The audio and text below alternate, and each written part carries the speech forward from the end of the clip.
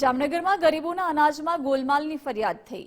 Nagnath gate નજીક અંબાજી ચોકમાં સ્થાનિકોની રાવ ઉઠી છે। વોર્ડ નંબર 10માં સસ્તા અનાજમાં ગોલમાલની ફરિયાદ ઉઠી છે। સસ્તા અનાજની દુકાનના સંચાલક સામે આરોપ લગાવવામાં આવ્યા। દાદાગીરી કરીને અનાજ નહીં અપાતું હોવાની પણ ફરિયાદ ઉઠી।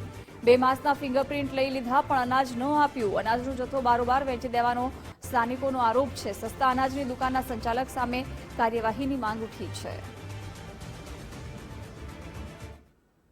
હું અહીંયા ઘણો સમય લઉં છું રાશનનો માલ, પણ સમયસર મળતો નથી।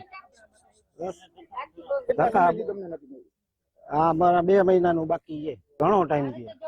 અહીંયા તો કાંઈ એડ્રેસ છે નહીં એનું।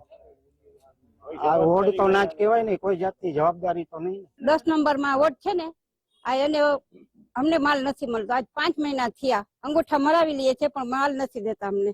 આવી રીતના દર ફેરી પ્રોબ્લેમ થાય છે। હું મારી 20 વર્ષથી અહીંયા પરમિટ છે ને બીપીએલ પરમિટ છે મારી, તે છતાંય અમને છે સરખો અનાજ મળતું જ નથી। ઘરમાં મારી છોકરીઓ પણ છે, એક હું છું, મોથા છે, એક દીકરો છે, બસ 3 જણા છે। અમારે 3 જણાને હારી છે પરમિટ, પણ અમને છે માલ પૂરો નથી દેતા। આટલી ટાઈમથી અમે હેરાન થાય છીએ।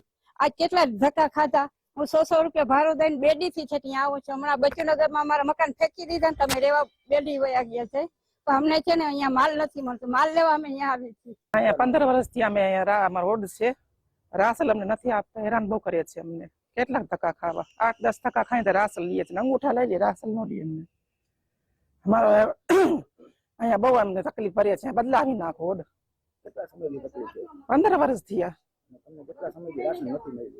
અમને 3 મહિનાથી રાસલ નથી દીધું, અંગૂઠા લઈ લઈએ, રાસલ ના દઈએ।